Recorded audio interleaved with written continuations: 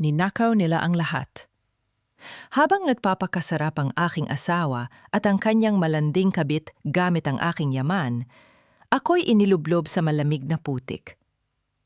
"Wala kang kwenta, isang lintang baog!" Pandudura ni Mateo.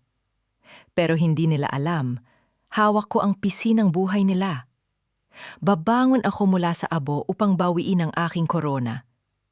Handa na ba silang mamatay sa sariling kasakiman? Paano ba nagsimula ang kalbaryong ito? Walang hiya. Binigyan ka namin ng tirahan, ng pangalan, tapos nanakawan mo ang mga buntis na walang makain? Wala kang utang na loob. Napatigil si Teresa. Ang kanyang mga kamay na may bahagyang paso pa mula sa paghuhurno ng higanteng cake sa kanyang harapan ay biglang nanlamig. Ang cake na iyon, na may nakasulat na karangalan ng Pamilya de Vera, ay ginugol niya ng 3 araw at 3 gabi para lang mapasaya ang kanyang biyenan na si Doña Benita sa anibersaryo ng kanilang kumpanya. Nayon, ang mismong babaeng pinagsilbihan niya ay nakatayo sa ibabaw ng kumikinang na entablado ng Grand Ballroom, winawasiwas ang mga peking dokumento sa harap ng daan-daang bisita at mamamahayag.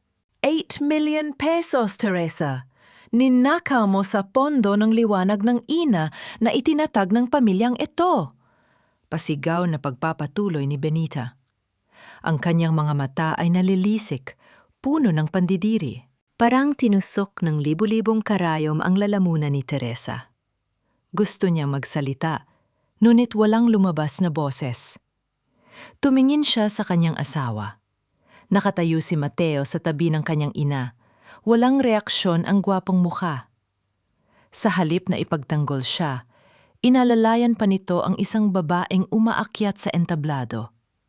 Si Celestina, ang sikat na doktora at ang lihim na kabit ng kanyang asawa. Lumapit si Celestina sa mikropono. Ang mga luha nito ay mabilis na pumatak, mukhang isang tunay na biktima. "Teresa, paano mo nagawa ito? Para sa mga mahihirap na ina ang pondong yon. Dahil ba naiinggit ka na magkakaanak na kami ni Mateo? Na kaya kong ibigay ang tagapagmana na hindi mo kailanman maibibigay dahil isa kang tuyong sanga?" Nag-umpisang magbulungan ang mga matataas na panauhin. Ang mga mapanghusgang tingin ay tila mga punya na tumatarak sa dibdib ni Teresa. "Mateo, alam mong hindi totoo yan," bulong ni Teresa. Ang boses ay nanginginig, ngunit umaasa pa rin sa isang katiting na proteksyon mula sa lalaking pinangakuan siya sa harap ng altar. "Shut up, Teresa! You are a disgrace to this family!"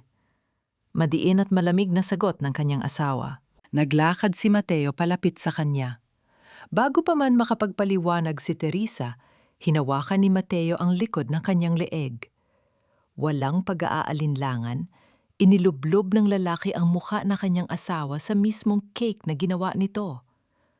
Bumagsak ang matamis na icing sa buhok, sa mga mata, at sa magandang damit ni Teresa. Umalingaw-ngaw ang malalakas na tawanan ng mga tao sa buong bulwagan. Ang matamis na asukal ay napalitan ng lasa ng pait at dugo dahil sa pagtama ng kanyang labi sa gilid ng mesa. Dahan-dahang inangat ni Teresa ang kanyang mukhang puno ng puting krema. Humapdi ang kanyang mga mata.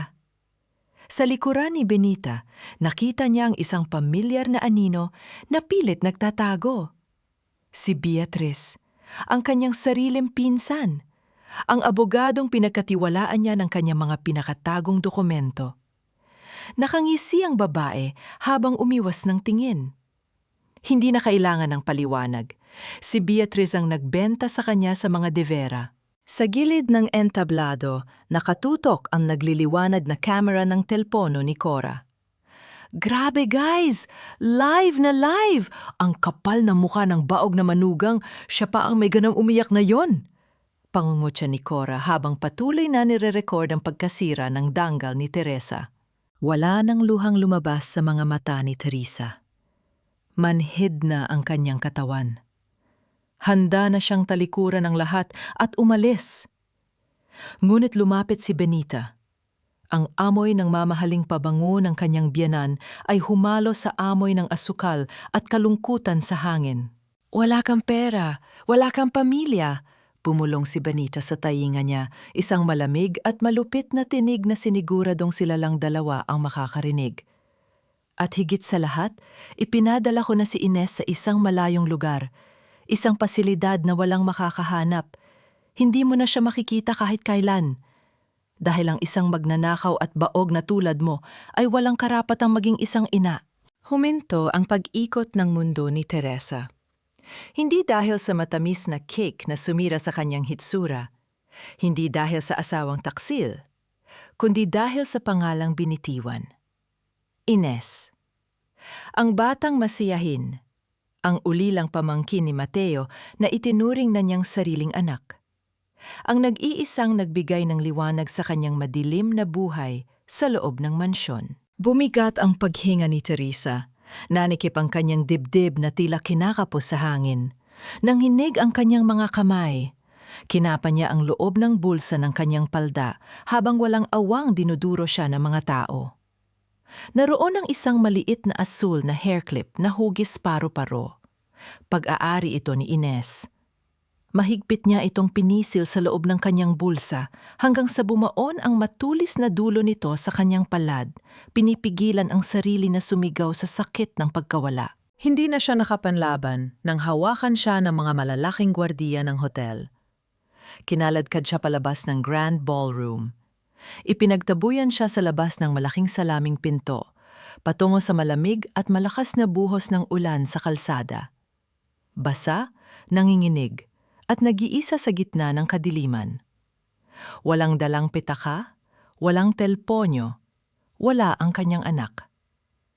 Tumingala si Teresa sa madilim na kalangitan habang hinuhugasan ng ulan ang matamis na icing sa kanyang mukha, kasama ng kanyang mga luha. Paano ka babangon kung ang tanging rason mo para huminga ay kinuha na nila ng tuluyan? Ang lamig ng ulan ay unti-unting tumatagos sa balat ni Teresa. Ngunit mas malamig ang yelong bumabalot sa kanyang puso. Naglalakad siya sa gitna ng madilim at bahaing kalsada ng Maynila. Ang kanyang eleganteng damit na kanina lamang ay simbolo ng kanyang posisyon bilang asawa ng isang de Vera. Ngayon ay basang-basa, puno ng putik at amoy maasim na asukal. Bawat hakbang niya ay mabigat, tila hinihila ng lungkot ang kanyang mga paa pababa sa semento.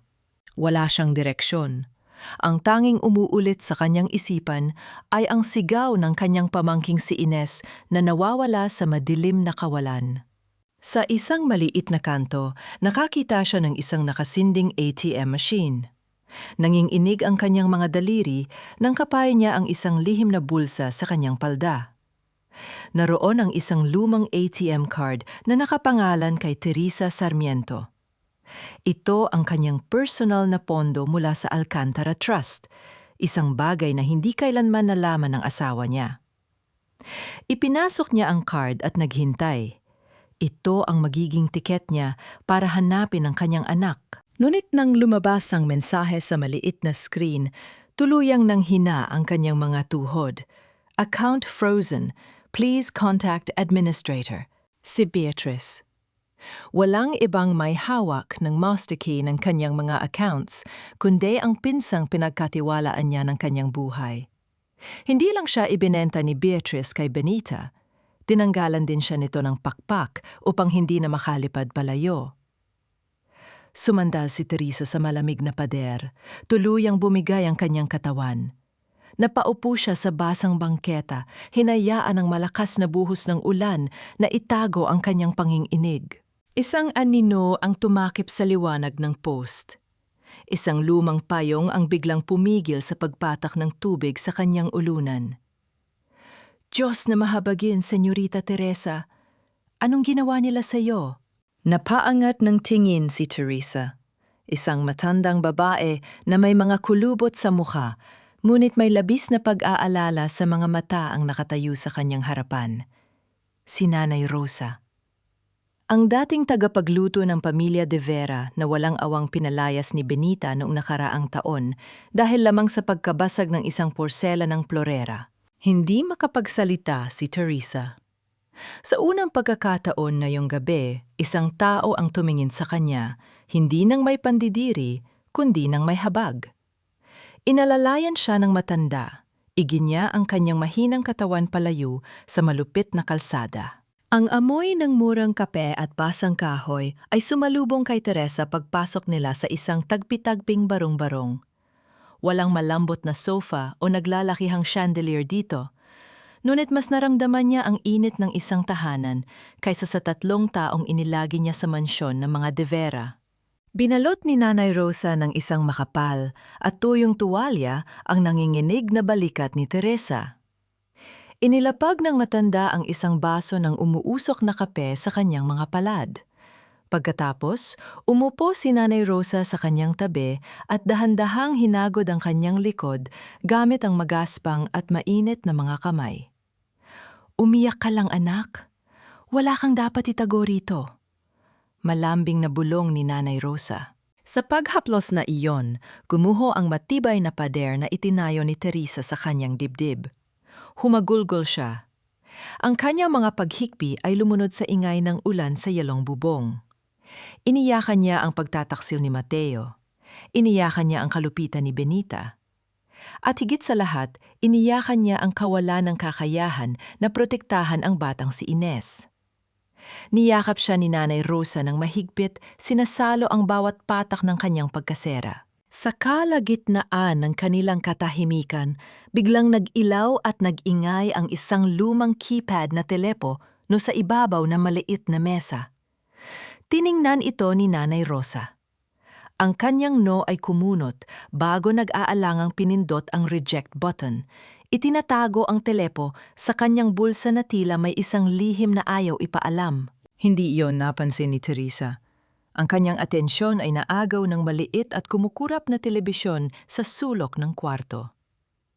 Mula sa isang late-night showbiz news channel, ipinapalabas ang video na kuha ni Cora kanina sa ballroom. Malinaw na nakikita ang kanyang mukha na nakabaon sa cake. Pagkatapos ng video, lumabas ang mukha ni Mateo sa isang live interview. Ang kanyang mga mata ay nagkukunwaring malungkot at puno ng pagkabigo. "Masakit para sa aming pamilya ang pangyayaring ito. Binigyan namin si Teresa ng magandang buhay, ngunit ninakawan niya ang mga taong mas nangangailangan. Hindi ko na kayang ituloy ang isang kasinungalingan. Bukas na bukas din, I am filing for an immediate annulment." Ang salitang annulment ay umalingaw-ngaw sa buong barong-barong, tumatagos sa isipan ni Teresa. Hindi na umiyak si Teresa paggising niya kinaumagahan. Hinarap niya ang isang basag na salamin sa maliit na banyo ni Nanay Rosa. Ang kanya mga mata ay mugto at pagod, nulit ang takot sa kanya mga titig ay napalitan na ng isang nagbabagang yelo. Pinunasan niya ang natitirang asukal na tumigas sa kanyang buhok.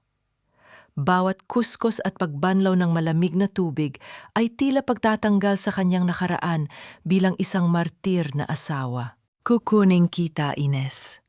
Kahit kailangan kong sunugin ang buong pamilya nila," bulong niya sa sarili, puno ng determinasyong hindi na muling magpapaapi. Paglabas niya ng banyo, may isang babaeng nakasuot ng simpleng formal na damit ang umiinom ng kape kasama ni Nanay Rosa. Ipinakilala siya ng matanda bilang Attorney Fernandez, isang abogadong kilala sa paghawak ng mga kasong pro bono laban sa mga mapang-abusong mayayaman. "Hindi ako naniniwalang nagnakaw ka, Mrs." Tahas na bungad ng abogado habang inaayos ang kanyang mga papeles.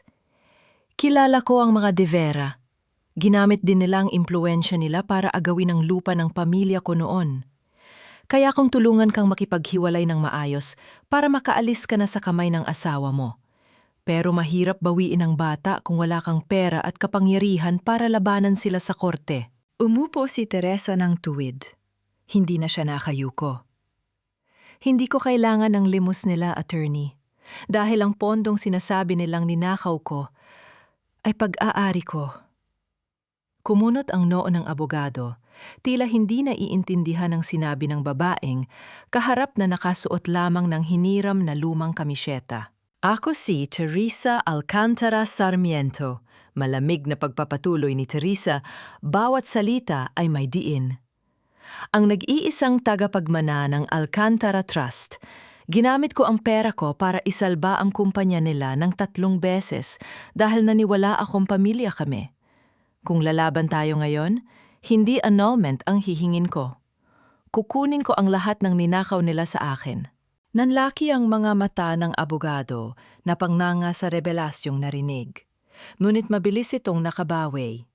Pinaliwanag ni Attorney Fernandez na kailangan muna nilang makakuha ng matibay na ebidensya laban sa mga pandilinlang ni Benita at Mateo bago ilantad ang tunay na pagkatao ni Teresa.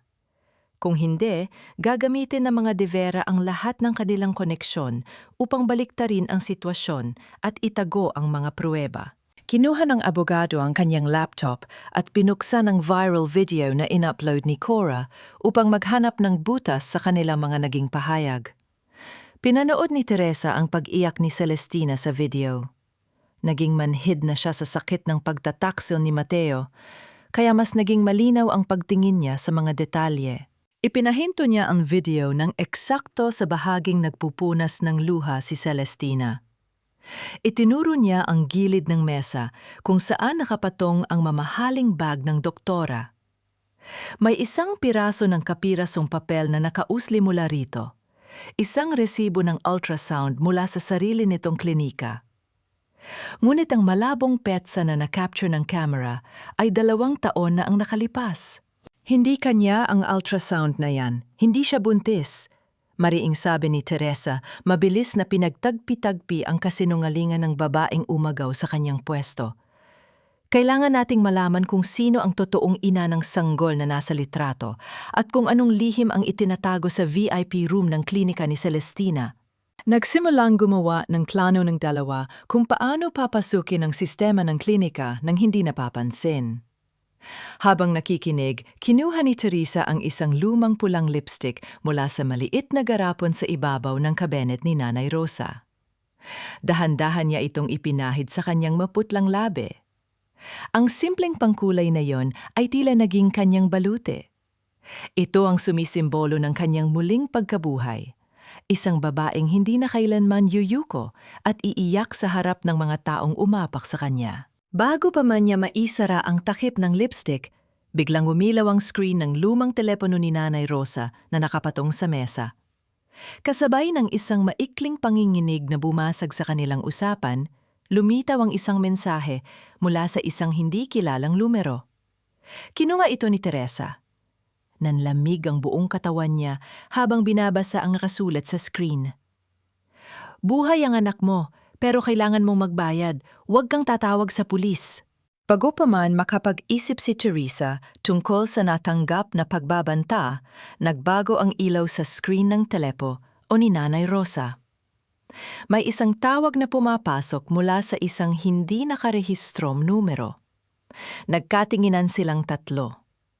Dahan-dahang pinindot ni Teresa ang sagot at inilapit ang telepo sa kanyang tainga.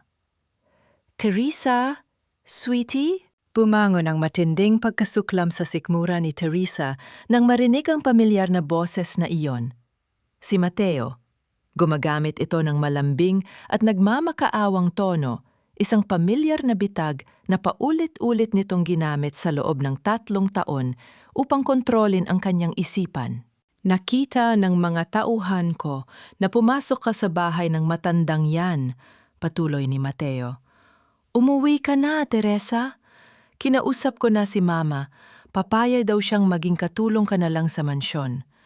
Maglinis ka, magluto ka para sa amin. At least, may matutuluyan ka at may silbi ka pa rin.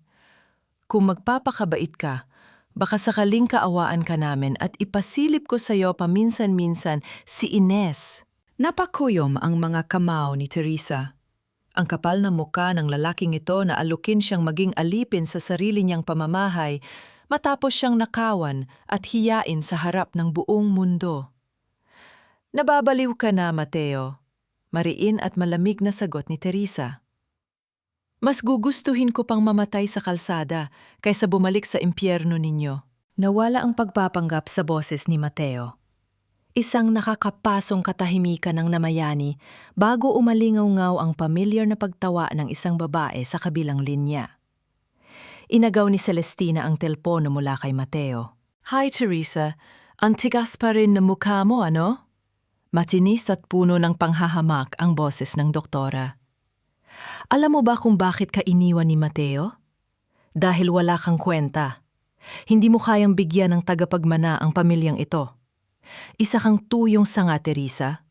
Baog, walang silbi, at pampasikip lang sa mundo. Ang mga salitang iyon ay parang kalawanging patalim na humiwa sa isang lumang sugat.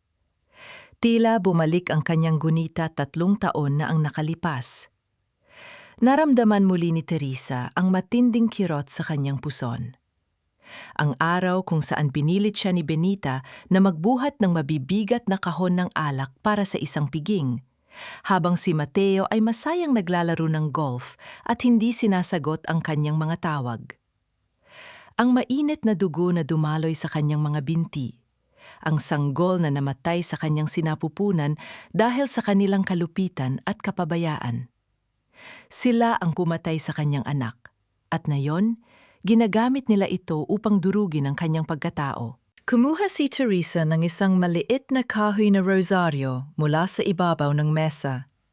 Pinisil niya ito ng napakahigpit sa loob ng kanyang palad hanggang sa bumao ng mga butil at mamula ang kanyang balat.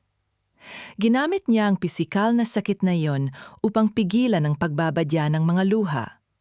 Hindi na siya iiyak para sa mga demonyong ito. Wala na siyang luhang isasakripisyo. Huminga siya ng malalim. Ang tuyong sanga, Celestina, ay kayang magpasimula ng isang malaking sunog na tutupok sa inyong lahat. Pinutol ni Teresa ang linya at ibinaba ang telepono. Ang kanyang mga mata ay walang mababakas na takot, tanging isang nag-aalab na apoy ng paghihigante. They are trying to break you, seryosong pansin ni Attorney Fernandez. Nakikita ang pang-inginig na mga balikat ng kanyang kliyente. Pero huwag kang magpadala. Tingnan mo ito. Ginamit ko ang koneksyon ko sa medical board para silipin ang records ng charity fund na ipinasara nila gamit ang pangalan mo. Iniharap ng abogado ang screen ng laptop kay Teresa. May isang profile ng pasyente na nakabukas. Si Pilar, pagpapatuloy ng abogado. Isang mahirap na pasyente sa klinika ni Celestina na bigla na lang tinanggalan ng tulong medikal mula sa pondo. Ang petsa ng huling check-up ni Pilar ay eksakto sa petsa na nakasulat sa resibo ni Celestina na nakita natin sa video. At heto ang matindi. May nakausap akong dating nurse sa klinika nila. Kinumpirma niya na lihim na umiinom ng birth control pill si Celestina at nagbayad ng malaking halaga sa isang ultrasound technician upang manipulahin ang mga records. Nanlaki ang mga mata ni Teresa, ngunit napalitan agad ito ng matinding pagkamuhi. Ang kapangahasan ng babaeng yon na kutyain ang kanyang namatay na anak habang nagpapanggap itong buntis upang makapagnakaw ng yaman sa mga devera. Ginamit nila ang pagiging inosente ng isang mahirap na ina, tulad ni Pilar, para sa sariling kasakiman. Kailangan nating mahanap si Pilar na yon din. Utos ni Teresa, mabilis na tumayo mula sa kanyang pagkakaupo. Siya ang susi para sirain ang kasinungalingan ni Celestina.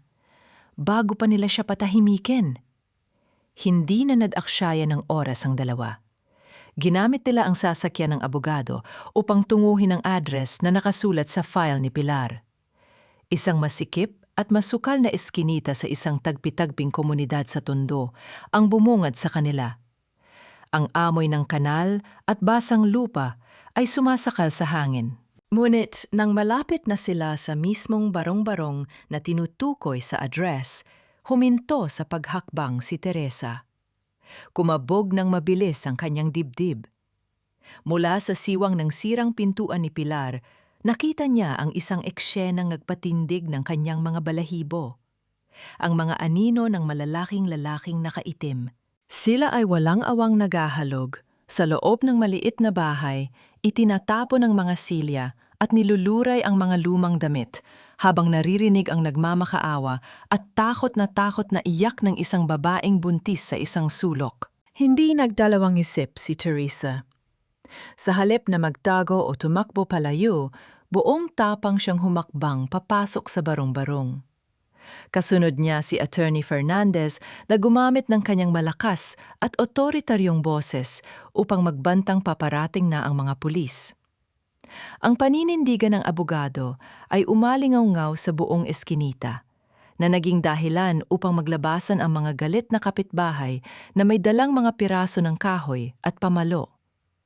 Dahil sa takot na kuyugin ng taumbayan, nagkukumahog na nagsitakbo ang mga lalaking nakaitim papalayo, iniiwan ang wasak na pintuan at magulong kwarto. Mabilis na lumuhod si Teresa sa malamig na sahig. Sa isang madilim na sulok, nakasiksik si Pilar, nang inginig ng matindi habang mahigpit na yakap-yakap ang kanyang malaking tiyan. Ang mukha ng buntis ay naliligo sa malamig na pawis at luha. "Huwag po ninyong kunin ang anak ko. Maawa po kayo." Nagmamakaawang sambit ni Pilar, tila nawawala sa sarili dahil sa matinding trauma. Dahan-dahang inabot ni Teresa ang mga balikat ni Pilar at niyakap ito ng mahigpit, ipinaparamdam na hindi na siya nag-iisa. Nakita ni Teresa ang kanyang sarili sa babaeng ito. Isag-inang handang gawin ang lahat upang protektahan ang kanyang anak. Ngunit walang kalaban-laban sa kasakiman ng iisang pamilya. "Ligtas ka na, Pilar. Wala nang mananakit sa'yo. Nandito kami para tulungan ka." Malambing ngunit matatag na bulong ni Teresa habang hinahagod ang magulong buhok ng buntis. Nang kumalma si Pilar, umiyak itong nagtapat sa harap ni Teresa at Attorney Fernandez. Ikinuwento niya kung paano nag-alok ng tulong si Doktora Celestina sa pamamagitan ng Ki-Ain-Sang Mo-tu. Subalit, pagkatapos kunin ang kanyang mga medical records at ang pinakabagong kopya ng kanyang ultrasound, bigla na lamang siyang itinaboy ng klinika. Sinabihan siyang ubos na ang pondo para sa mga tulad niyang mahirap. "Ginagamit po niya ang ultrasound ng anak ko para magpanggap na buntis siya, Mrs." Humihikbing pag-amin ni Pilar. "Kaya po gusto nilang kunin ang mga natitirang dokumento ko ngayon para wala na ako maipakitang ebidensya na sa akin ang batang ipinagmamalaki niya sa TV." Lalong nagalabang put sa dibdib ni Teresa. Ginamit ni Celestina ang pag-asa ng isang mahirap na ina upang nakawin ang yaman ng mga De Vera. At ginamit pa ang pekeng pagbubuntis na ito upang kutyain si Teresa bilang isang baog na asawa. Isang tanong ang nabuo sa isipan ni Teresa. Bakit labis na nagmamadali si Celestina na makuha ang mga shares ni Mateo ngayon? Malinaw ang sagot. Dahil alam ng kabit na may hangganan ang kanyang kasinungalingan at kailangan niyang makuha ang lahat ng yaman bago lumabas ang katotohanang wala siyang isisilang na sanggol. Sa gitna ng mapait na katotohanan ito, dahan-dahang ipinatong ni Teresa ang kanyang palad sa umbok ng tiyan ni Pilar. Sa sandaling yon, nakaramdam siya ng isang banayad na paggalaw laban sa kanyang kamay. Isang maliit na sipa mula sa sanggol sa loob. Nanlaki ang mga mata ni Teresa at isang totoong ngiti ang gumuhit sa kanyang mga labi. Ang unang pagkakataon na nakaramdam siya ng purong kaligayahan mula nang palayasin siya sa mansyon. Naramdaman niya ang init ng buhay at pag-asa na hindi kayang bilhin ng kahit anong kayamanan. "Para sa kaligtasan ng anak mo, Pilar, kailangan mong lumaban." Seryosong pakiusap ni Teresa. "Tutulungan kita. Ilalayo kita sa kanila at bibigyan ng ligtas na tirahan. Ngunit kailangan kitang tumistigo laban kay Celestina." Tumango si Pilar, pinupunasan ang kanyang mga luha. Ang takot sa kanyang mga mata ay napalitan ng katapangan ng isang ina. Agad na inilabas ni Attorney Fernandez ang kanyang mga papeles at sinimulang isulat ang sinumpaang salaysay ni Pilar. Kumpleto na ang unang sandata upang wasakin ang nagkukunwaring anghel na sumira sa pamilya ni Teresa. Ngunit bago pa man sila makapagdiwang ng kanilang unang maliit na tagumpay, muling nagliwanag ang screen ng telponong hawak ni Teresa. Isang bagong mensahe ang pumasok. Nang buksan niya ito, nanigas ang kanyang buong katawan. Isa itong litrato. Sa loob ng larawan, makikita si Ines na nakaupo sa malamig na sahig ng isang madilim na kwarto. Ang maliit na katawan ng bata ay nakayakap sa kanyang mga tuhod.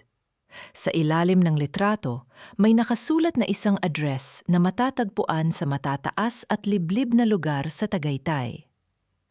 Ang mga luha sa mga mata ni Ines sa litrato ay tumagos ng malalim sa kaluluwa ni Teresa. Binubura ang lahat ng ngiti at iniiwan lamang ang isang pangakong babalik siya upang maningil ng dugo. Balot ng makapal at malamig na hamog ang mataas na bahagi ng Tagaytay nang makarating si Teresa sa address na nasa mensahe. Sa halit na isang masayang eskwelahan, isang malaking pasilidad na napapalibutan ng matataas na pader at makakapal na alambre ang sumalubong sa kanya. Mukha itong isang kulungan na idinisenyo upang magtago ng mga sikreto, hindi isang lugar para sa mga inosenteng bata. Humakbang siya palapit sa malaking bakal na gate, ngunit mabilis siyang hinarang ng dalawang malalaking gwardiya. "Hanggang dyan ka lang, misis," matigas na utos ng isang gwardiya, inihaharang ang kanyang malapad na braso. Mahigpit ang utos ni Doña Benita de Vera. Walang bisita ang pwedeng pumasok maliban sa mga miyembro ng pamilya nila. "Pamilya niya ako," mariing sagot ni Teresa, hindi umaatras.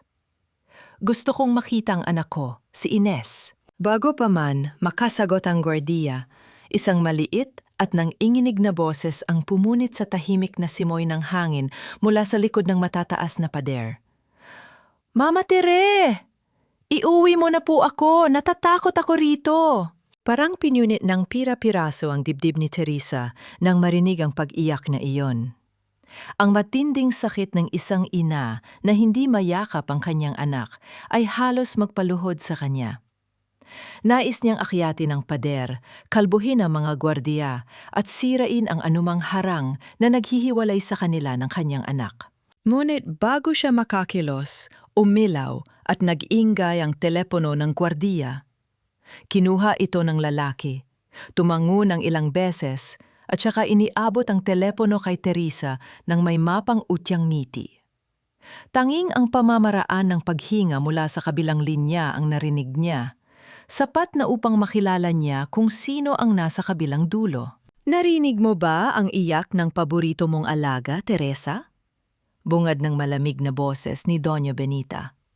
Ganyan ang nangyayari sa mga taong kumakalaban sa pamilya de Vera. Ngunit dahil mabait ako, bibigyan kita ng isang pagkakataon. Pirmahan mo ang waiver of rights. Ibigay mo sa amin ang lahat ng access sa mga ari-arian mo. At baka sakaling payagan kitang makita siya ng 5 minuto? Pilit na pinakalma ni Teresa ang panginginig ng kanyang mga tuhod. Ginamit nila si Ines bilang pain, isang hostage upang nakawin ng tuluyan ng kanyang yaman.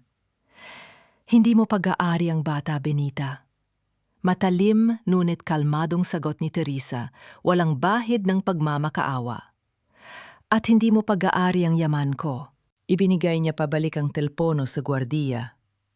Sa halip na magwala at sumigaw, lumapit siya ng tahimik sa malamig na bakal ng gate. Kinuha niya mula sa kanyang bulsa ang isang maliit na asul na laso, ang paboritong kulay ni Ines, at maingat itong itinali sa siwang ng gate, isang palatandaan para sa bata na hindi siya iniwan ng kanyang ina. Ipinikit ni Teresa ang kanyang mga mata at idinikit ang kanyang labi sa malamig na bakal, bumubulong ng isang panata. "Maghintay ka lang, anak. Susunigin ko ang pader na ito para makuha ka."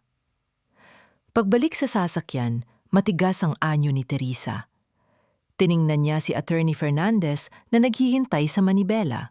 "Attorney, i-file mo na ang kaso sa Child Protection Services ngayon din," utos niya. Ang boses ay kasing lamig ng hamog sa labas. "At gusto kong hanapin mo ang huling testamento ng totoong ina ni Ines. Alam kong may nilagdaan siyang papel bago siya namatay. Isang papel na nagtatalaga sa akin bilang legal na tagapag-alaga. Itinago yon ni Beatriz para gamitin ng mga de Vera bilang kadena laban sa akin." Pagsapit ng gabi, nakabalik na si Teresa sa barong-barong sa Maynila. Pumasok siya sa maliit na kwarto, binuksan ang screen ng isang makapal na laptop na inihanda ng abogado. Naroon ang portal ng Alcantara Trust, naghihintay ng kanyang master code. Ang mga numero at letra na kayang bumili ng isang buong syudad. 3 taon siyang nagtago sa likod ng pagiging simpleng may bahay. Pilit na isinasalba ang kumpanya ni na Mateo nang walang hinihining kapalit. Ngayon, panahon na upang putulin ang hininga ng De Vera Group. Itinapat ni Teresa ang kanyang daliri sa ibabaw ng keyboard at nang walang anumang pag-aalinlangan, idiniin niya ang enter key upang simulan ang pagbagsak ng mga kaaway.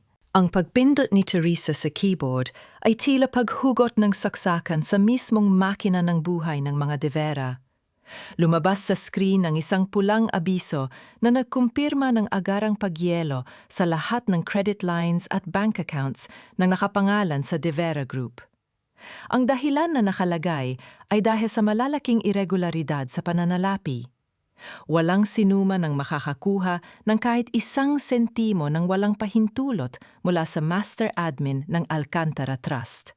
Sa loob ng magarbong mansyon ng mga De Vera, nagkagulo ang lahat. Ang sunod-sunod na pag-ilaw ng mga telpono sa opisina ay nagdala ng magkakasunod na masamang balita. Ang mga suppliers ay nagbabantang ihihinto ang pagpapadala ng pagkain sa mga hotel. Ang mga kontratista ay nag-aal sa balutan. Bakit naka-freeze ang mga accounts natin? Anong irregularities ang sinasabi ng bangko? Nagwawalang sigaw ni Doña Benita sa harap ng mga direktor ng kumpanya. Ang kanyang mukha ay namumula sa galit at nawala ang kanyang pormal na tindig. Gumawa kayo ng paraan dahil kailangan nating bayaran ang mga suppliers na yun din. Huwag kayong mga inutil sa harap ko. Namamutla si Mateo habang pinupunasan ang malamig na pawis sa kanyang noo. Sa sobrang desperasyon, binalingan niya si Beatriz na nakatayo at nanginginig sa isang sulok ng silid. Mabilis siyang lumapit at mahigpit na hinawakan ang braso ng pinsan ni Teresa. Ikaw ang may hawak ng mga accounts ng baog kong asawa. Miloloko mo ba kami, Beatriz? Minanakawan mo ba ang sarili nating pamilya? Madiin at naghihinalang akusa ni Mateo, pilit na naghahanap ng masisisi sa biglaang pagbagsak ng kanilang pondo. Pilit na pumiglas si Beatriz, bakas ang matinding takot sa kanyang mga mata. Wala akong kinukuha, Kuya Mateo. Maniwala ka? May nag-override ng system natin. Isang master code mula sa mismong pamunuan ng Alcantara Trust ang pumutol sa atin. Nagsimulang lamunin ng kaba si Beatriz. Alam niyang itinago niya ng maayos ang mga dokumento, ngunit ngayon, ramdam niya na may isang mas malaki at hindi nakikitang puwersa na naglalaro sa kanila. Isang puwersang mas makapangyarihan at hindi niya kayang kontrolin. Samantala, sa isang maliit at mainit na kusina sa Maynila, payapang naghihiwa ng sibuyas si Teresa para sa hapunan nila ni Nanay Rosa. Ang amoy ng ginigisang bawang ay nagbibigay ng kakaibang ginhawa sa bahay. Walang bahid ng kaba sa kanyang mga mata. Tanging isang malamig na kapayapaan. Tumunog ang abiso sa kanyang telepono. Pinasa niya ang isang lihim na mensahe na nagmula sa isang hindi kilalang miyembro ng Board of Directors ng De Vera Group.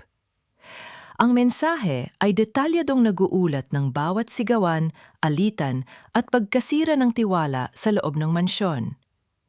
Isang tipid na ngiti ang sumilay sa labi ni Teresa habang pinagmamasdan ang kawali. Ang mga daga ay nagsisimula ng magkagatan sa loob ng sarili nilang kulungan. Ngunit ang kalbaryo ng mga De Vera ay hindi pa natatapos. Sa opisina ni Mateo, bago pa man siya makapag-isip ng panibagong solusyon para isalba ang pangalan ng kanyang ina, walang pasabing bumukas ang malaking pinto. Pumasok si Celestina. Wala na ang malambing na ngiti at maamong mukha ng sikat na doktora. Sa halip, matalim ang kanyang mga mata habang naglalakad palapit sa asawa ni Teresa. Inilapag nito ng madiin ang isang makapal na dokumento sa ibabaw ng mesa. Pirmahan mo ang deed of transfer na yan ngayon din, Mateo. Utos ni Celestina. Ang boses ay walang panging-imi. Ibigay mo sa akin ang shares ng hotel bago pa tuluyang maging abo ang kumpanya ninyo. Ang puting papel na inilapag ni Celestina ay tahimik na naghihintay sa ibabaw ng mesa. Napahawak ng mahigpit si Celestina sa kanyang sinapupunan at biglang namilipit sa sakit. Ang kanyang mukha ay nagpanggap na naghihirap habang nakatingin sa puting papel sa ibabaw ng mesa. Ang sakit ng tiyan ko. Mateo, na-stress ang anak natin dahil sa kapalpakan mo. Pabiglang sigaw ni Celestina, ginagamit ang malaking tiyan bilang sandata. Pirmahan mo na ito kung ayaw mong mamatay sa loob ng tiyan ko ang nag-iisang tagapagmana mo. Kukunin na sana ni Mateo ang panulat ng biglang bumukas ng malakas ang malapad na pinto ng opisina.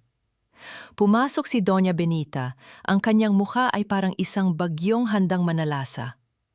Walang pag-aalinlangan, naglakad siya ng mabilis patungo kay Celestina. Umalingaw-ngaw ang isang malutong na sampal mula sa palad ni Benita na tumama ng malakas sa pisngi ng doktora, na iwan ang isang mapulang marka sa makinis nitong balat. "Huwag mo akong daanin sa drama, Doktorang Peke." Nang gagalaiting sigaw ni Benita, pilit na dinuduro ang mukha ng babae. "Buntis ka man o hindi, pera ko ang nagpapakain sa'yo. Wala kang karapatang nakawin ang kumpanyang ito." Gulat na napahawak si Celestina sa kanyang namamagang pisngi. Hinarap niya si Mateo, umaasang ipagtatanggol siya ng lalaking nanghako ng mundo sa kanya. "Mateo, hahayaan mo ba siyang saktan ng ina ng anak mo?" Isang malamig na butil ng pawis ang tumulo mula sa noo ni Mateo pababa sa kanyang leeg. Nakatitig lamang siya sa nanlilisik na mga mata ng kanyang ina at pagkatapos ay sa umiiyak na kabit. Walang salitang lumabas sa kanyang bibig. Sa sandaling yon, tuluyang siyang nawala ng kaninindigan. Nagmukhang isang maliit at duwag na bata na nagtatago sa likod ng palda ng kanyang ina. Nang makita ang kahinaan ng lalaki, nawala ang lahat ng pagpapanggap ni Celestina. Tumayo siya ng tuwid, nagbago ang anyo at napalitan ng matalim na pagngisi. "Ganyan ba? Sige, kapag hindi ninyo ibinigay ang shares ko, ipapaalam ko sa buong media kung paano mo nilustay ang pondo ng liwanag ng ina. Ibubunyag ko na ginamit mo ang pera ng mga buntis para pambili ng mga diamante mo, Benita." Sa labas ng nakawanglong na pinto ng opisina, isang anino ang nakatayo sa madilim na pasilyo. Si Beatriz. Nanginginig ang kanyang mga kamay habang nakatutok ang kamera ng kanyang telepono. Lihim na inire-record ang bawat pagtatalo, bawat banta at bawat baho na inilalabas ng mag-ina at ng kabit. Mahigpit siyang kumapit sa telepono. Ibebenta niya ang impormasyong ito sa nag-freeze ng kanilang mga accounts upang isalba ang kanyang sariling leeg. Makalipas ang isang oras sa loob ng maliit na bahay sa Maynila, pinapakinggan ni Teresa at Attorney Fernandez ang malinaw na audio recording ng naging pag-aaway sa loob ng mansyon. Ipinadala ito ng isang anonymous sender, pero malinaw na boses yan ni Benita at Celestina. Nakangiting sabi ng abogado habang isinasara ang laptop. Wasak na ang alyansa nila. Walang bakas ng tuwa sa mukha ni Teresa. Tanging isang malamig na kapayapaan habang pinagmamasdan ang kawalang hiyaan ng kanyang mga kaaway na nag-aagawan sa mga natitirang buto ng kanilang kumpanya. Hahayaan niyang ituloy ni Benita ang Mother of the Year gala bukas ng gabi. Gusto ng matanda na magpanggap na maayos ang lahat sa harap ng lipunan. Kumuha si Teresa ng isang formal na itim na papel at isang gintong panulat. Maingat siyang sumulat ng isang kumpirmasyon sa imbitasyon, hindi bilang isang manugang, kundi bilang opisyal na kinatawan ng Alcantara Trust. Ang bitag ay handa na. Habang naghahanda si Teresa, pilit na kinakausap ni Mateo ang manager ng bangko sa pamamagitan ng telepon sa kanyang opisina. Namumula na ang kanyang mga mata dahil sa desperasyon, nakasandal sa kanyang mesa habang pilit na humihingi ng pabor na bawiin ang pag-freeze sa kanilang mga pondo. "Ilang taon na tayo magkatrabaho. Sabihin mo sa akin na yun din, sino ang punong auditor ng trust fund na ito? Sinong impakto ang may hawak na mga accounts namin? Sigaw ni Mateo sa telepo. Ang boses mula sa kabilang linya ay nag-aalangan bago tuluyang binigkas ang isang pangalan. Nabitiwan ni Mateo ang telpono. Bumagsak ito sa ibabaw ng mesa. Namutla ang kanyang muka na tila nawala ng lahat ng dugo. Tiningnan niya ang pangalang lumabas sa monitor ng kanyang computer, ang taong nagmamay-ari ng kapangyarihang bawiin ang buong pamilya de Vera. Ang pangalang nakasulat, Teresa Sarmiento. Ang nanlalaking mata ni Mateo. Hindi alintana ni Mateo ang maruming putik na dumidikit sa kanyang mamahaling pantalon nang bumagsak ang kanyang mga tuhod sa labas ng barong-barong ni Nanay Rosa. Ang lalaking dati ay hindi man lang makatingin sa mga squatter, ngayon ay nagmamakaawa sa gitna ng basang eskinita. Hinanap niya ang babaeng itinapon niya sa kalsada. Ang babaeng hawak pala ang buhay at kamatayan ng buong pamilya niya. Bumukas ang tagpi-tagping pinto. Lumabas si Teresa, nakatingin lamang mula sa itaas, tahimik at matigas na parang bato.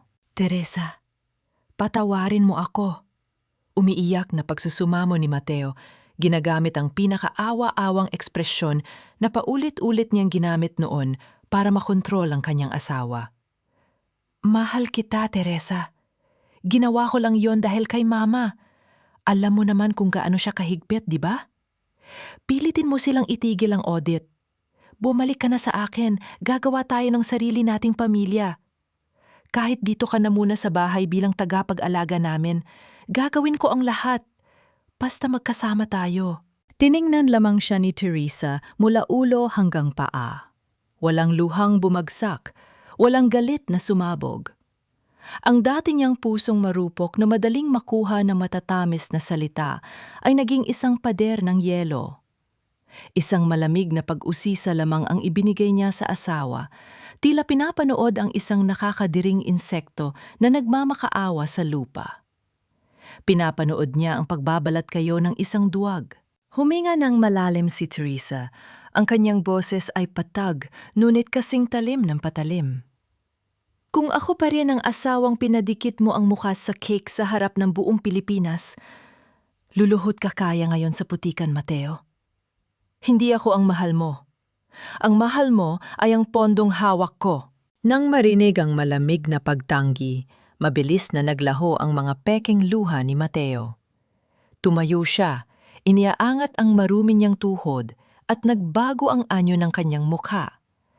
Lumabas ang tunay na demonyong nagtatago sa likod ng maamong maskara. Wala kang kwentang asawa, walang utang na loob.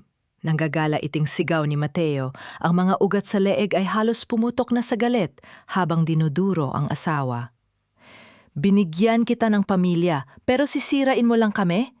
Kung babagsak ako, isasama kita sa impyerno. Wala kang makukuha sa amin. Umalingaw-ingaw ang isang sampal mula sa palad ni Teresa na tumama sa pisingi ng asawa. Hindi ito kasing lakas ng isang pananakit, ngunit sapat upang iparamdam ang matinding pagkadiskadiri at pagbawi ng kapangyarihan. Idinuro niya pabalik ang lalaki. Subukan mo. Walang kagatol-gatol na babala ni Teresa. Pero tandaan mo, Mateo, tapos na ang panahon na ikaw ang nagmamando. Tinalikuran niya ang lalaki na naiwang nakanga sa gitna ng iskinita. Pagpasok sa loob ng bahay, maingat at kalmadong pinagpaga ni Teresa ang kanyang manggas, tila nagtatanggal ng isang maduming alikabok sa kanyang buhay. Tuluyan na niyang itinapon ang huling porsyento ng awa para sa pamilyang iyon. Sa labas, madilim ang paningin ni Mateo. Kinuha niya ang kanyang telepono mula sa kanyang bulsa. Nanginginig ang kanyang mga kamay sa matinding galit, put at desperasyon. Wala na siyang ibang alas, kundi ang kaisa-isang kahinaan ng kanyang asawa. Tinawagan niya ang pinuno ng mga gwardiya sa pasilidad sa Tagaytay. Iligpit niyo ang bata. Ilipat niyo siya ngayon din sa lugar na hindi niya makikita. Ang desperadong utos sa telepono. Sa loob ng pinakamagarbong suite ng hotel, Abala ang mga sikat na stylist sa pag-aayos kay Doña Benita.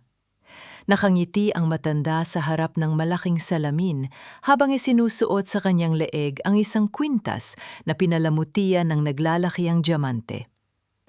Ang mga kumikinang na batong yon ay binili gamit ang dugong sinipsip niya mula sa pondo ng liwanag ng ina. Ang perang dapat sana ay nagligtas sa mga sanggol ng mga mahihirap na pasyente. Ngayong gabi, tatanggapin niya ang parangal bilang Mother of the Year.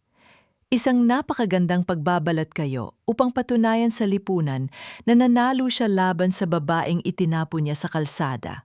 Sa ibaba, sa loob ng malawak na Grand Ballroom, abala si Cora sa pag-aayos ng kanyang mga ilaw at telepono para sa isang livestream. Nakangiti siyang bumati sa kanyang libu-libong taga-subaybay. Mga kamarites, abangan ninyo mamaya ang grand entrance ng ating Queen Mother. Patutunayan ng mga De Vera na hindi sila matitinaan ng isang baliw at baog na manugang na sinubukan silang nakawan. Masiglang pahayag niya, humihingi ng mga reaksyon at komento mula sa mga taong uhaw sa kasiraan ng iba. Ngunit habang naghahanda sa isang malaking kasinungalingan ang mga mapagmataas, isang tahimik na operasyon ang nagaganap sa malamig at madilim na kalsada ng Tagaytay. Mabilis na binabagtas ng mga sasakyan ng kapulisan at ng mga ahente ng Child Protection Services sa pangunguna ni Attorney Fernandez ang paakyat na daan. Nakipagkarera sila sa oras. Kailangan nilang maunahan ang mga tauhan ni Mateo bago tuluyang maitago si Ines sa isang lugar na hindi na kailanman mahahanap ni Teresa. Bawat pag-ikot ng gulong ng kanilang sasakyan ay may nakataya na isang inosenteng buhay. Sa kabilang dulo ng Maynila, sa loob ng maliit na kwarto ni Nanay Rosa, humarap si Teresa sa isang basag na salamin. Hindi siya nagsuot ng anumang kumikinang na hiyas upang tapatan ang kayamanan ng mga De Vera. Hindi rin siya naglagay ng makapal na kolorete. Tanging isang simple ngunit eleganteng itim na damit ang kanyang suot. Isang kasuotan na tila nagluluksa para sa nalalapit na katapusan ng mga taong sumira sa kanya. Tinitigan niya ang kanyang refleksyon. Pinagmasdan niya ang babaeng nasa salamin. Wala na ang maamong asawa na nagmamakaawa para sa pagmamahal. Wala na ang martyr na handang tanggapin ang lahat ng pang-aabuso. Ang nakatayo ngayon ay hindi na isang biktima, kundi isang walang awang tagapaghukom. Lumapit si Nanay Rosa mula sa kanyang likuran at binalot siya ng isang mainit at mahigpit na yakap. Ipinatong ng matanda ang kanyang baba sa balikat ni Teresa. Kunin mo kung ano ang sayo, anak. Ipakita mo sa kanila kung sino ang totoong reyna. Garalgal, ngunit buong pusong pagpapala ng matandang babae. Huminga ng malalim si Teresa at tumango. Lumabas siya ng barong-barong, bit-bit ang sandata ng katotohanan na dudurog sa lahat ng ilusyon ng mga De Vera. Makalipas ang isang oras, huminto ang isang simpleng sasakyan sa tapat ng nagliliwanag na hotel sa Makati. Maingat na bumaba si Teresa at naglakad sa mahabang pasilyo patungo sa Grand Ballroom. Bawat hakbang ng kanyang mga paa ay may kasamang bigat, kapangyarihan at matinding paninindigan. Pagdating niya sa dulo, itinaas niya ang kanyang baba. Dahan-dahang itinulak ng mga gwardiya ang malalaking pinto ng bulwagan. Ang pagbukas ng malaking pinto ng ballroom. Tumigil ang pagtuktog ng malamyos na musika sa loob ng Grand Ballroom nang makita ng lahat ang pagpasok ng isang babaeng nakasuot ng itim na damit. Ang mga matataas na panauhin ay nahawi, tila nagbibigay daan sa isang reyna. Sa ibabaw ng entablado, hawak ni Doña Benita ang kanyang plaque bilang Mother of the Year. Ngunit ang kanyang mapagmataas na ngiti ay mabilis na napalitan ng matinding pandidiri. Anong ginagawa ng babaeng yan dito? Nanggagala iting sigaw ni Benita sa mikropono, hindi na pinigilan ang pagkasira ng kanyang formal na imahe. Mga gwardiya! Ipalabas ninyo ang basurahang yan! Hindi siya imbitado sa paggiriwang ng pamilya ko. Ngunit walang gwardiyang lumapit. Ang aura at tindig ni Teresa ay nagdala ng isang malamig at mabigat na awtoridad na nagpatigil sa sinumang magtangkang humawak sa kanya. Patuloy siyang naglakad. Kalmado ang bawat hakbang hanggang sa makarating siya sa tapat mismo ng presidential table kung saan nakaupo ang mga pinakamataas na opisyales ng De Vera Group kasama si Mateo at Celestina na parehong namumutla. Marahas na inilapag ni Teresa ang isang asul na folder na may kumikinang na gintong selyo sa ibabaw ng mesa. Hindi ako narito bilang asawa ng anak mo, Benita. Malamig at malakas na pahayag ni Teresa, ang kanyang boses ay umalingaw-ngaw sa buong bulwagan, sapat para marinig ng bawat panauhin at makuha ng mga kamera ng media. Narito ako bilang kinatawan at nag-iisang tagapagmana ng Alcantara Trust, ang nagmamay-ari ng 80% ng lupang kinatatayo ninyo ngayon. Ang perang ginamit ninyo para ipagmalaki ang karangyaan ng pamilyang ito ay nanggaling sa akin. Isang nakakabinging katahimikan ang bumadot sa buong ballroom. Ang mga bisitang kanina lamang ay humuhusga sa kanya ay ngayon napanganga sa matinding pagkabigla. Ibinaba ni Cora ang kanyang telepono. Tuluyang nakalimutan ang kanyang livestream dahil sa matinding gulat na ang babaeng tinawag niyang patay gutom ay ang tunay na may-ari ng imperyo. Sa isang madilim na sulok, nakita ni Beatrice na tapos na ang laro. Nanginghinig ang buondor katawan ng pinsan ni Teresa. Sinubukan nitong maglakad ng mabilis patungo sa likurang pinto upang tumakas. Ngunit pagbukas niya ng pinto, hinarang siya ng 3 matitikas na lalaking nakasuot ng barong. Sila ang mga ahente ng National Bureau of Investigation, tahimik na nag-aabang sa mga may sala. Ibinalik ni Teresa ang kanyang malamig na paningin sa mga De Vera. Kinuha niya ang isang dokumento mula sa folder at iniharap ito sa mga direktor ng kumpanya. Ito ang opisyal na Notice of Foreclosure at Asset Freeze mula sa korte.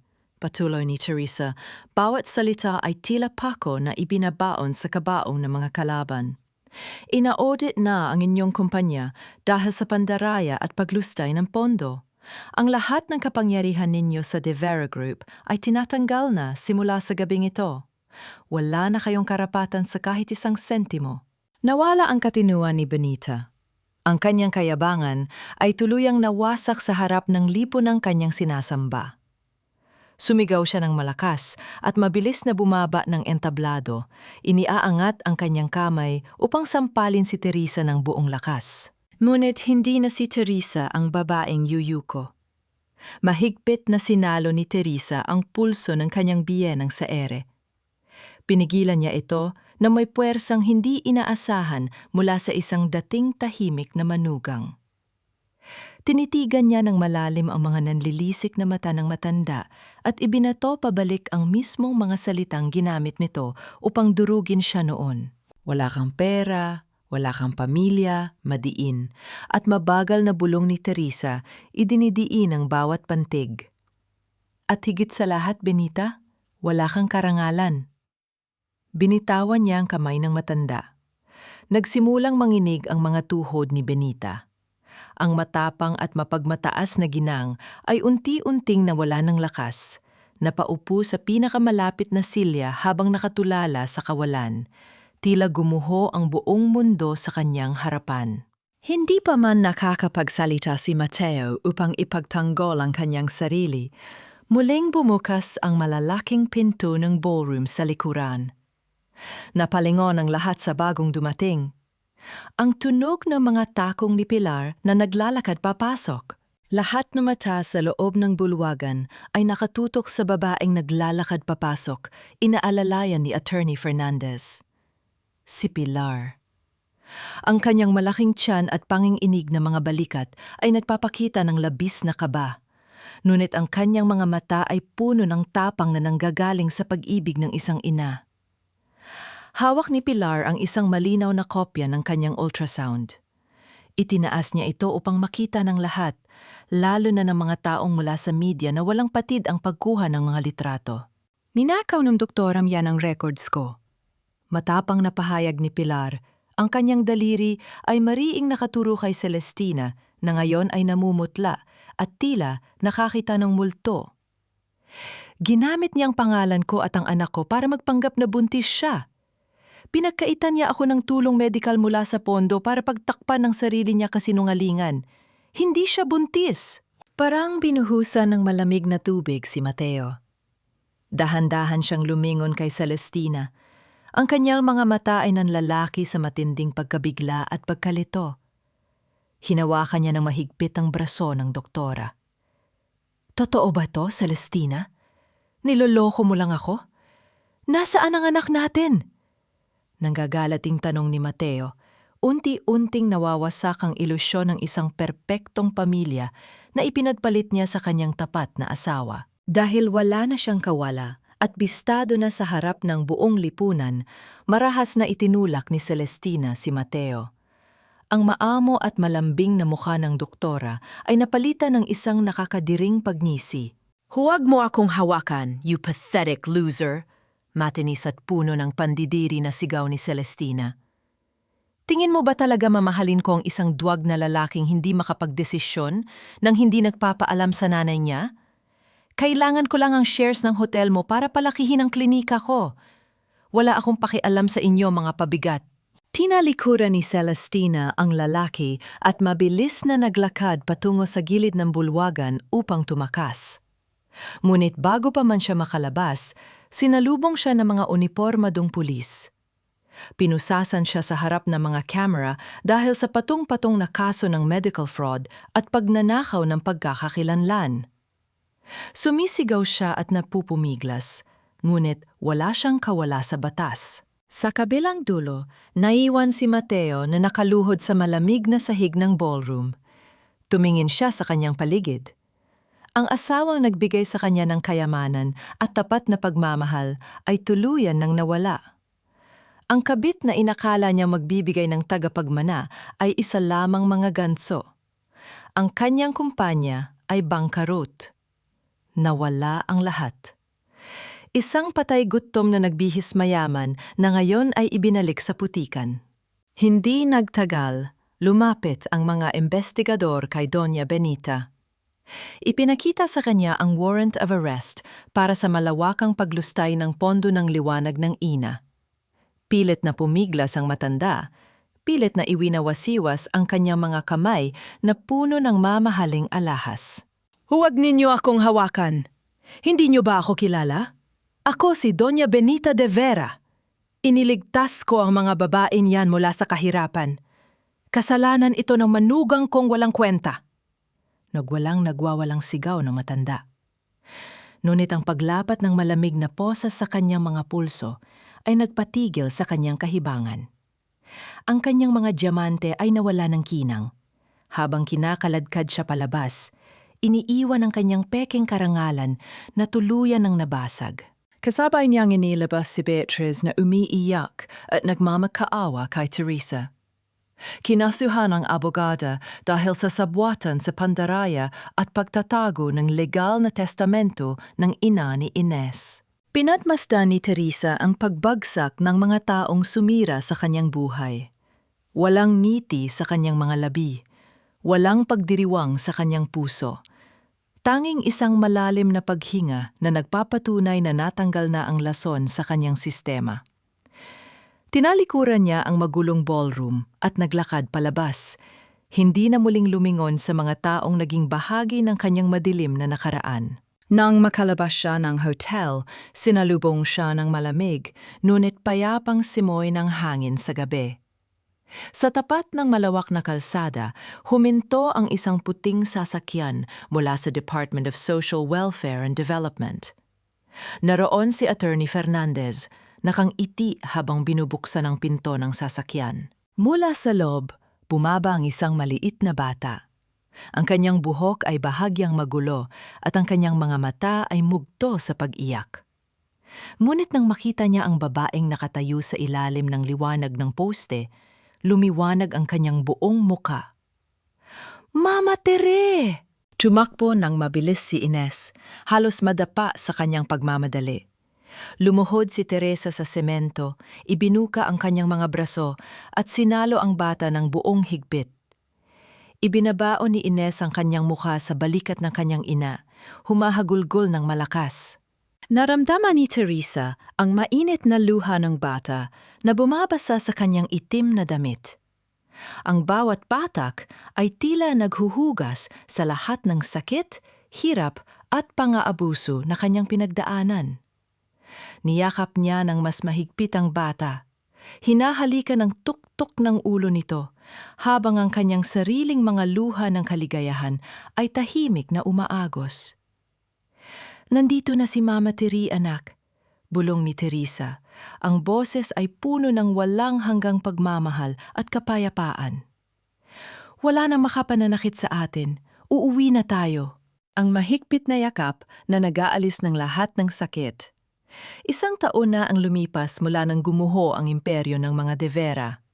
Ang malamig at matigas na semento ng kulungan ang tanging nakakasama ngayon ni Doña Benita. Ang kanyang mga pag-ubo ay umaalingaw, now sa madilim na selda, isang malungkot na tunog ng sakit at pag-iisa. Wala nang mga diamante sa kanyang leeg.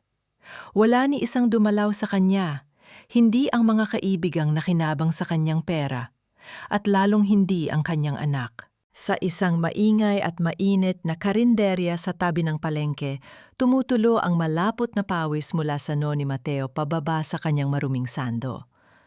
Ang kanyang mga kamay na dati ay pilit na inilulublob ang mukha ng kanyang asawa sa cake. Ngayon ay babad sa malangis na tubig. Naghuhugas ng mga pinagkainan ng mga trabahador upang may maipambili ng kanyang hapunan. Tumingala siya sa maliit na telebisyon ng karinderya. Nakita niya ang isang pamilyar na mukha. Isang babaeng mukhang reyna na hindi na kailanman magiging kanya. Ang dating magarbong mansyon ng mga De Vera ay pinalitan ng bagong pangalan, Bahay Dangal. Ipinasara ni Teresa ang tahanan ng mga sikreto at binuksan ito bilang isang malawak na santuwaryo. Isa na itong training center at ligtas na silungan para sa mga babaeng biktima ng pang-aabuso. Ang mga pasilyo na dati ay nakakasakal dahil sa matataas na pamantayan ng kanyang biyenan ay napuno ngayon ng tawanan at pag-asa ng mga inang nagsisimula ng panibagong buhay. Isang hapon, habang naglalakad si Teresa palabas ng gate ng sentro, sinalubong siya ng isang babaeng gusgusin at balisa, si Cora.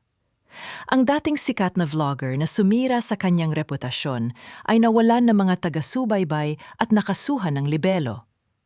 Hawak ni Cora ang isang murang telpono, nagmamakaawa at umiiyak na humihingi ng isang eksklusibong panayam upang linisin ang kanyang pangalan at humingi ng tawad sa publiko. Tiningnan lamang siya ni Teresa. Walang galit sa kanyang mga mata, tanging isang tahimik na karunungan. "Pinapatawad ko na kayo, Cora." Malambot ngunit may pader na sagot ni Teresa. Hindi binubuksan ang pinto para sa anumang panayam. "Pinapatawad ko kayo hindi para makatulog kayo ng mahimbing sa gabi, kundi para hindi ko na kayo kargahin pa sa puso ko. Wala na kayong utang sa akin. Umalis na kayo at ayusin ninyo ang sarili ninyong buhay." Tinalikuran niya ang babae. Ang kanyang pagpapatawad ay hindi isang imbitasyon upang muling maging bahagi ng kanyang mundo. Ito ay isang pinto na tuluyan na niyang isinara upang maprotektahan ang kanyang sariling kapayapaan. Sa loob ng malawak at nagliliwanag na kusina ng Bahay Dangal, pinapanood ni Nanay Rosa ang mag-ina na masayang naghuhurno. Ang amoy ng matamis na vanilla at mainit na tinapay ay pumuno sa hangin. Sa ibabaw ng mahabang mesa, isang malaking cake ang kasalukuyang nilalagyan ng puting icing. Sa sobrang likot ni Ines, hindi sinasadyang tumalsik ang isang malaking patak ng icing at dumikit mismo sa dulo ng ilong ng bata. Natigilan si Ines at dahan-dahang tumingin sa kanyang ina, naghihintay ng reaksyon. Nawala ang malamig at matigas na anyo ng kinatawan ng Alcantara Trust. Ang pumalit ay isang dalisay at masayang pagtawa. Ang halahak ni Teresa ay sinabayan ni Nanay Rosa, hanggang sa napangiti at tumawa na rin ng malakas si Ines. Dahan-dahang pinunasan ni Teresa ang matamis na icing sa ilong ng kanyang anak, bago ito kinabig palapit upang halikan ng mariin sa noo. Ang sinag ng araw mula sa malaking bintana ay tumagos at nagbigay ng ginintuang liwanag sa kanilang mag-ina. Ang cake na dati ay ginamit bilang simbolo ng kanyang pinakamalalim na kahihiyan at kalungkutan, ay naging patunay na ngayon ng kanilang pinakamatamis na tagumpay. Ang danggal ng isang babae ay hindi kailanman nasusukat sa dami ng mga taong bumagsak at lumuhod sa kanyang paanan. Ito ay nasusukat sa kanyang kakayahang bumangon mula sa putikan, yakapin ang mga mahihina, at lumika ng isang bagong mundo nang hindi nagiging halimaw na sumira sa kanya. Walang yaman ang makakabili sa kapayapaan, at walang sinuman ang makakabawi sa pusong natutong maghilom.